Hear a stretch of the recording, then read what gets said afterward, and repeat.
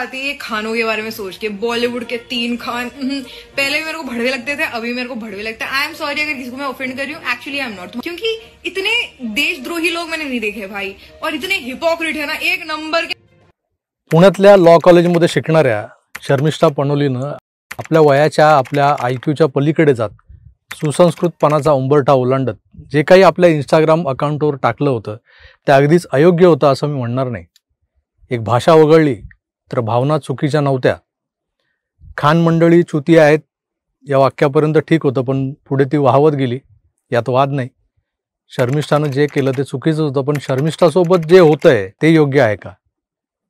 आता मी या विषयावर बोललो तर अनेकांना वाटणार आहे की आले हे हिंदू एक्स्ट्रीमिस्ट, यांना काही चान्सच हवा असतो मुसलमानांना शिव्या घालायला।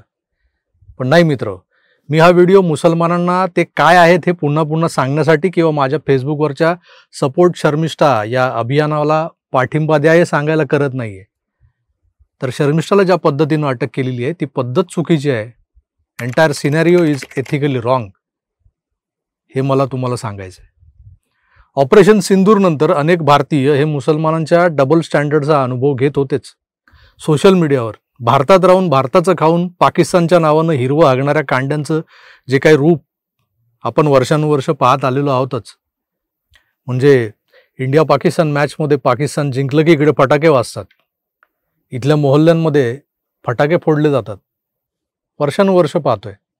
पण अझरबैजान, तुर्कस्तान अशा लांडग्यांच्या देशांनाही त्यांच्या भाईबंधांचा आलेला पुळका पाहिला ऑपरेशन सिंदूर दरम्यान।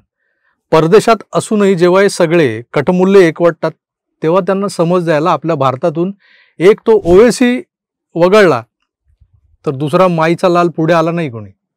ज्या 100 करोड हिंदूंच्या 1-1 रुपयांवर बॉलिवूडी खानावळीचे 100 करोडचे क्लब्स उभे राहतात, त्या खानावळीनं तोंडात वजनदार चोखणं घेतल्यासारखं मौन बाळगलेलं सगळ्यांनाच खुपलेलं होतं। आपण देखील त्यावर एक व्हिडिओ केलेला आहे। पण शर्मिष्ठाने खानावळीला टार्गेट करताना नबी की शान में गुस्ताखी कर डाली। विषय असा आहे की या कांड्यांच्या लेंड्यान एवढ्या मिनी कांड्या आपल्या व्हॉट्सअपला आपला सक्का बाप सोडून औरंगजेब आमचा बाप होता असली स्टेटस ठेवतात। त्यात बाप अखेर बाप होता असं बोलून छत्रपती संभाजी महाराजांवर अश्लाघ्य टिप्पणी करतात। यांच्या आयशीलाही वर्षानुवर्ष कोडं असलेला माहीत नसलेला बापूस आपल्या लेकानं शोधला शेवटी असं समाधान वाटत असतं। मिसरूडही न फुटलेली नाबालिग अवलाद आमच्या प्रभू श्रीरामावर, देवी देवतांवर नको ते बोलतात लिहितात। एक भोसरीचा तर मंदिरात शिरून दगडी मूर्तीशी अश्लील चाळे करून गेला। 2 दिवस आक्रोश झाला, पुढे काय झालं ते आम्हाला माहीत नाही। या नराधमांना अटका झाल्याचं मला तरी आठवत नाही, आणि या कांड्यांना एवढ्या तातडीनं अटक तर हिंदूंना स्वप्नवतच आहे जेवढ्या तातडीनं शर्मिष्ठा पनोलीला अटक झालेली आहे। ही उदाहरणं मी लोकल लेवलची दिली, पण आज देश पातळीवर काय चाललंय? 1.5 वर्षांआधी घडलेला प्रसंग। टीव्ही डिबेटमध्ये एका मूल्याच्या प्रश्नाचं उत्तर देताना इस्लामिक धर्मग्रंथात हदीथ काय जे आहे त्याच्यात लिहून ठेवलेला एका परिच्छेदाचा संदर्भ देत त्या बिचारा नुपूर शर्मानं जे वक्तव्य केलं होतं यांच्या स्वर्गस्थ प्रेषिताच्या विवाहासंदर्भात, त्यावरून केवढा गोंधळ झाला। नबी की शान में गुस्ताखी म्हणत सर तन से जुदा फतवे निघाले। त्या दिवसापासून नुपूर शर्माचं सार्वजनिक जीवन संपलं, तिचं राजनैतिक जीवन, ते राजनैतिक महत्वाकांक्षा संपल्या। तिला संविधानाचं लाल बुक दाखवून कायद्याचा बडगा दाखवला गेला। नुपूर शर्मा आजही भूमिगत आहे, म्हणून ती जिवंत तरी आहे। देशभरातल्या मुसलमानांमध्ये तिचं मुंडकं छाटण्याची स्पर्धा लागली, अहमहिकाच लागली होती। आज नुपूर शर्मानंतर ही दुसरी हिंदू तरुणी आहे शर्मिष्ठा पनोली, जिच्या जीवावर अख्ख्या जगातला मुसलमान उठलेला आहे। पण ज्या बंगालमध्ये शर्मिष्ठाच्या विरोधात गुन्हा दाखल झालाय त्या बंगालमध्येच मुर्शिदाबाद आहे, जिथला हिंदूंच्या विरोधातला हिंसाचार ताजा आहे। मुर्शिदाबाद म्हणजे बांगलादेश वाटावा, आणि बांगलादेशमध्ये ज्या पद्धतीनं हिंदूंना टार्गेट करून मारून टाकलं जातंय, हिंदू स्त्रियांवर बलात्कार होत आहेत, हिंदूंची घरं लुटली जात आहेत, त्याप्रमाणेच मुर्शिदाबादमध्ये हिंदूंचं शिरकाण झाल्याचं आपण पाहिलंय। वक्फ बिलाच्या विरोधात तिथले भिकमंगे कांडे जमा झाले आणि त्यांनी विनाकारण हिंदूंची घरं टार्गेट केली। तिथल्या बेतबोना नावाच्या गावातली हिंदूंची 113 घरं एका रात्रीत जाळून टाकली। त्यांना गावातून हाकलून दिलं हिंदूंना, त्यांच्या स्त्रियांवर अत्याचार केले, 10-12 वर्षांच्या लहान लहान पोरींनाही सोडलं नाही। पण पश्चिम बंगालच्या मुख्यमंत्री ममता बानो यांनी त्यावर साधा सहानुभूतीचा शब्द देखील उच्चारला नाही। उलट या घटनांमागे बीजेपीच आहे, बॉर्डर सिक्युरिटी फोर्सच्या जवानांनी हे सगळं केलं असा गंभीर आरोप लावला. अर्थात बंगालमध्ये ज्या पद्धतीनं हिंदू विरोधाचं पेव फुटलंय ते पाहता त्या राज्यात राष्ट्रपती शासन लावायला हवं होतं, पण तिथं अशा लोकांना मदत करायला आमची न्यायसंस्था तत्पर असते. त्यामुळे मोदी हतबल आहेत. मुर्शिदाबाद, मालदा, 24 परगणा, बंगालमधली ही सगळी ठिकाणं आहेत. तिथं दंगे भडकलेले असताना बघ्याच्या भूमिकेत असणाऱ्या आणि आपल्या या वागण्यानं हायकोर्टाकडून फटकारले जाणाऱ्या याच बंगाल पोलिसांनी शर्मिष्ठाला मात्र गुडगावमधून अटक केली. केवढी ही कार्यतत्परता नाही का. विषय बंगालचा निघालाय तेव्हा मला भाजपच्या शुवेंदू अधिकारी यांचे शर्मिष्ठाच्या अटकेनंतरचे ते नबी की शान में गुस्ताखीवाले सगळे जे प्रकार घडलेत ना त्याविषयीचे बोल आठवतात. बघा तुम्ही. एफआईआर महुआ मित्र के खिलाफ था. माता काली के ऊपर कितना घटिया टिप्पणी किया, कोई एक्शन हुआ? उनके एमपी सायनी घोष महादेव को लेकर क्या पोस्ट किया, कोई एक्शन हुआ? फिराद हकीम के खिलाफ इतना एफआईआर हुआ, कोई एक्शन हुआ? एक्शन जो सनातनी है उनका ऊपर होता है, और यहाँ सनातनी का गाली देना लाइसेंस है. लड़की को गुड़गांव से अरेस्ट किया गया है. देखिए, उनका टिप्पणी का साथ मैं कोई मंतव्य नहीं करूंगा, लेकिन ये लोग जो कर रहा है एपीजमेंट पॉलिटिक्स कर रहा है. एक खास समुदाय जिनका उनका वोट बैंक है उनको तुष्टीकरण करने के लिए कर रहा है. महुआ मित्र जब माता काली को, माँ तारा को टॉक शो में सीधा गाली दिया, 200 एफआईआर हुआ, कोई एक्शन हुआ? नहीं हुआ. एक खास समुदाय उनका वोट बैंक है, उनका तुष्टीकरण के लिए ये सब चल रहा है. ये अपीजमेंट का राजकारण है. शुवेंदू अधिकारी यांनी ममता बानूच्या न्याय प्रक्रियेबद्दल आणि सत्ता राबवण्याबद्दल जे आपलं मत मांडले ते एकदम योग्य आहे. ममता बॅनर्जीच्या पक्षाची खासदार महुआ मोइत्रा आणि सायनी घोष या हिंदू असून हिंदूंच्या देवी देवतांबद्दल वाईट साईड बोलतात. त्याने कुठल्या हिंदूंच्या भावना दुखावल्या आणि त्याने तक्रार केली तरी त्यांच्यावर एफआयआर मात्र होत नाही. तृणमूलचाच फिराद हकीम नावाचा नेता जो उघड उघड हिंदूंच्या भावना दुखावतील अशी वक्तव्य करतो, त्याच्यावर एकही एफआयआर झालेला नाही.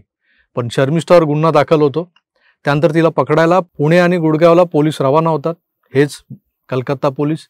गुडगावला तिला अटक होते, कोलकात्याला आणलं जातं, कोर्टासमोर पेश केलं जातं. 13 दिवसांची न्यायालयीन कोठडी दिली जाते. एका 22 वर्षांच्या हिंदू पोरीच्या वक्तव्यावर एवढी तत्परतेने कारवाई आणि आमच्या सनातनी विचारांवर हे कांडे येता जाता तंगडं वर करून जातात. त्यांच्यावर कारवाई करायला यांच्या जीवावर येतं. बंगालमधलं वातावरणच तसं आहे म्हणून हे होतंय असं नाही आहे बरं का. हिंदुस्थान नाव असलेल्या देशात जिथं हिंदुत्ववादी विचारांच्या पक्षांचं सरकार आहे त्या देशात असा भेदभाव सर्रास होताना दिसतोय. हे लोक प्रचंड लबाड आहेत. ब्रिटिशांकडे वेगळं इस्लामिक राष्ट्र मागितलं पण मिळालेल्या जमिनीच्या तुकड्यावर सगळे स्थलांतरित झालेले नाहीत. द्विराष्ट्र सिद्धांतावर यांचा विश्वास होता पण आता ते बाबासाहेब का संविधान पुढे करत असतात. हे तेच लाल बुक आहे जे बाबासाहेबांनी लिहिलंय, ज्यांनी अजून एक पुस्तक लिहिलेलं आहे पाकिस्तान और पार्टिशन ऑफ इंडिया, ज्यात त्यांनी स्पष्टपणे लिहून ठेवलंय की भारतातला शेवटचा मुसलमान जोवर पाकिस्तानात जात नाही आणि पाकिस्तानातला शेवटचा हिंदू जोवर भारतात परत येत नाही तोवर या फाळणीला काहीच अर्थ नाही. या पुस्तकातल्या पृष्ठ क्रमांक 123 वर बाबासाहेबांनी लिहून ठेवलेलं आहे मुस्लिमांनी भारतात राहू नये. पृष्ठ क्रमांक 125 वर लिहिलंय मुस्लिम हे भारतासाठी धोका राहतील भविष्यात आणि भारतात जातीय दंगली घडवत राहतील. पृष्ठ क्रमांक 233 आणि 234 यावरचा जो काही मजकूर आहे त्यात लिहिलंय मुस्लिम समाज सुधारणा आणि विज्ञानाचे प्रखर विरोधक आहेत. पृष्ठ क्रमांक 294 वर मुस्लिम त्यांच्या शरिया कायद्याला कायदा आणि भारतीय राज्यघटनेपेक्षा वरचढ मानतील. पृष्ठ क्रमांक 297 भारतात अशांतता निर्माण करण्यासाठी मुस्लिम जातीय दंगली घडवत राहतील. पृष्ठ क्रमांक 303 मुस्लिम भारतातील हिंदूंचे सरकार कधीही स्वीकारणार नाहीत. पृष्ठ क्रमांक 332 वर लिहिलंय मुस्लिम हे कधीच देशभक्त असू शकत नाही.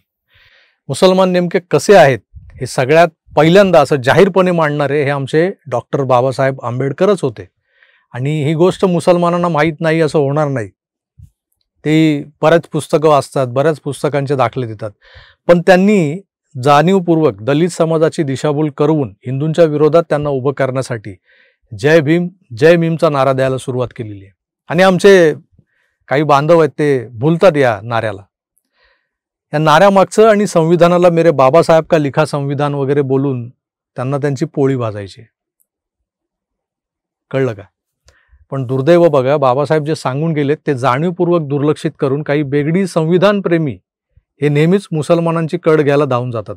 आजकाल कुठेही खुट्ट झालं की हे गळे काढतात, संविधान खतरे में. त्या सगळ्या बडबुंजांना मला विचारायचं आहे की ज्या पद्धतीनं हिंदूंच्या देवी देवतांवर अश्लाघ्य भाषा वापरून काहीही बोललं तर ब्लास्फेमी होत नाही, ईशनिंदा होत नाही, तर मग नबीवर एखाद्या हिंदूने टीका केली तर सर तन से जुदाचा फतवा कसा काढला जातो? जे डबल स्टँडर्ड लोक, त्यांची वेळ आली की बकरा कापायचा सुरा पाजळतात आणि हिंदूंच्या वेळी मात्र त्यांना संविधान आठवतं. हा दुटप्पी कायदा या देशातला जो काही हिंदू आहे तो अजून किती दिवस खपवून घेणार आहे मला माहीत नाही. शर्मिष्ठाने जे विवादित वक्तव्य केलंय त्याआधी जी गालीगलोच केली आहे ती समर्थनीय नाहीच आहे. चुत्याला चुतिया म्हटलं तो बिघडलं कुठे, पण तरी आपण त्याचं समर्थन नाही करत. पण 56 इंची छातीच्या सरकारकडून असा डबल ढोलकीपणा अपेक्षित नाही आपल्याला. जर शर्मिष्ठावर गुन्हा दाखल होऊन तिला तातडीनं अटक होत असेल तर याच न्यायानं फिराद हकीमलाही उचला, त्या महुआ मोइत्रालाही तुरुंगात डांबा.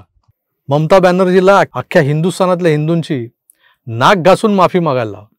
मुर्शिदाबाद मालदामधल्या हिंदू लेकी बाळींवर हात टाकणाऱ्या लसणीजांची बोंड छाटून टाका. मावळातल्या शिवमंदिरातल्या अन्नपूर्णेच्या मूर्तीला भ्रष्ट करणाऱ्याची दुबार सुनता करा. हे जोवर होत नाही तोवर शर्मिष्ठाला तुरुंगात डांबण्याचा नैतिक अधिकार कुठल्याच सरकारला आणि कुठल्याच कोर्टाला देखील नाही.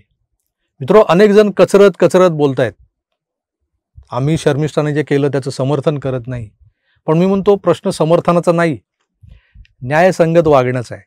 एकाच देशात 2 धर्मांसाठी हे 2 वेगवेगळे न्याय कुठून आले? हे डबल स्टँडर्ड का वापरलं जातं याचं उत्तर मला हवंय. बाकी शर्मिष्ठाने तिच्या कृत्याची माफी मागितलेली आहे आधीच, पुन्हा असं करणार नाही अशी ग्वाही देखील तिने दिलेली आहे. पण तरीही हा माफीनामा पुरेसा वाटला नाही आणि तिला अटक झाली. मग आता त्या सगळ्यांनाही अटका करा ज्यांनी हिंदू देवी देवतांवर अश्लील टिप्पण्या केलेल्या आहेत. एकाला एक आणि दुसऱ्याला दुसरा कुठला आणि कसला न्याय? माझं म्हणणं तुम्हाला पटत असेल तर सरकारला जागं करण्यासाठी गृहमंत्र्यांच्या नावे पोस्टकार्ड पाठवा, मेल करा, ट्विट करा आणि बंगालमधल्या बांगलादेशींच्या तावडीतून शर्मिष्ठाला आधी बाहेर काढा. मी तुर्तास इथेच थांबतोय. पुन्हा भेटूच, तोवर आपली काळजी घ्या आणि पाहत राहा आपलं आवडतं यूट्यूब चॅनल आकार DG9. धन्यवाद. नमस्कार.